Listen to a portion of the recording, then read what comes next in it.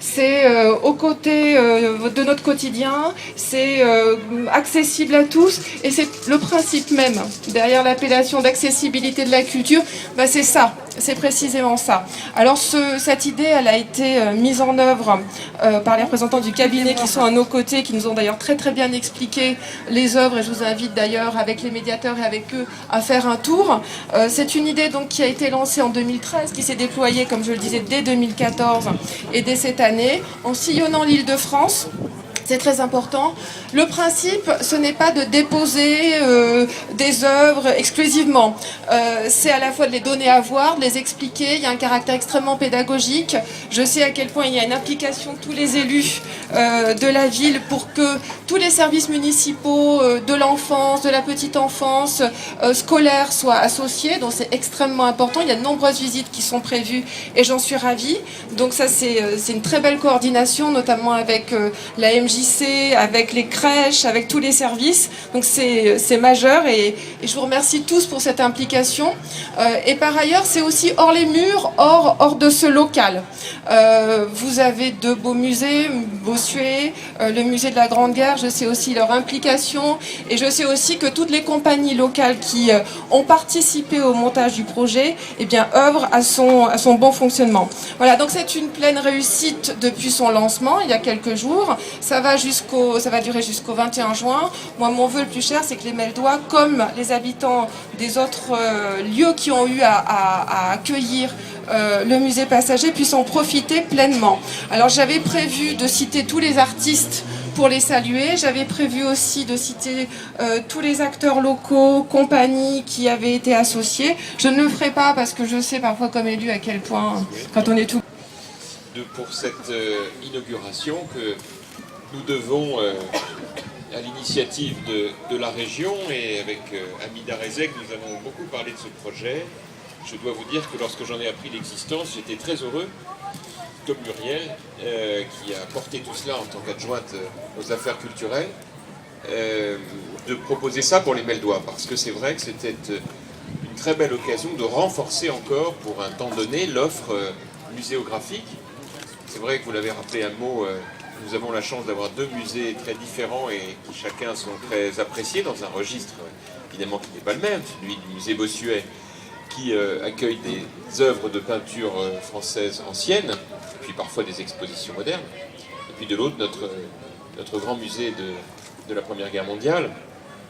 Et je trouvais formidable cette idée de pouvoir accueillir un musée itinérant avec des œuvres très originales, et ceux qui ne les ont pas encore découvertes, vous verrez, je trouve vraiment très bien pour notre ville que de pouvoir accueillir ainsi des œuvres très contemporaines et qui seront, je pense, une belle initiation aussi pour les Meldois de tous âges que de venir les découvrir.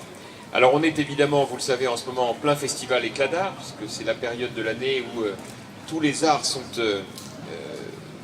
à la fête à Meaux, aussi bien sûr la peinture, la sculpture, le dessin, le théâtre évidemment, la musique. J'explique mon léger retard tout à l'heure et je vous prie de m'en excuser, je me suis produit avec mon ami Marc Rousseau et Pascal Buff dans le cadre d'Éclat d'Art.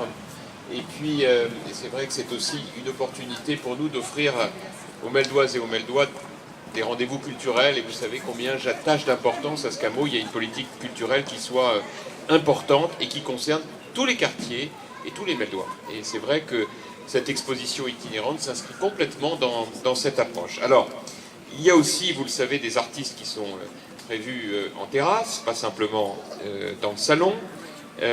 Vous verrez donc des gens très différents. Et je sais que pour les Meldois les plus jeunes qui ont pu déjà se rendre à cette exposition, ça a été vraiment une découverte très originale. Vous voyez aussi que nous n'avons pas oublié les graffeurs à travers cette œuvre que, pour ma part, je trouve très réussie et qui correspond bien au temps qui est le nôtre. Alors pour le reste, je vous souhaite de bien profiter de ce week-end. Je voudrais profiter aussi de ce moment pour vous dire deux choses. La première, c'est que demain, à Montion, dans la maison que Jean-Claude Brialy a offerte à la ville de Meaux, dont il a fait donation à la ville de Meaux avant sa disparition, il y aura demain après-midi un rendez-vous musical très important, et je ne saurais trop vous recommander de vous y rendre, surtout si la météo est aussi belle qu'aujourd'hui. Ah oui, bien sûr, musicale et théâtrale. Et puis, la deuxième chose aussi que je voulais vous dire, c'est qu'on a eu une très bonne nouvelle concernant l'activité du musée de la Grande Guerre, puisque dans le classement national des musées, notre musée, qui est encore un très jeune musée, hein, il a été ouvert le 11 novembre 2011 au grand public, il a connu une année 2014 très active, puisque nous avions programmé à peu près 80 000 visiteurs et que nous en avons accueilli 130 000, grâce, il est vrai, à l'effet du centenaire de 14. Bonjour Madame Richer, donc l'événement c'est la première édition des musées... Musée passager.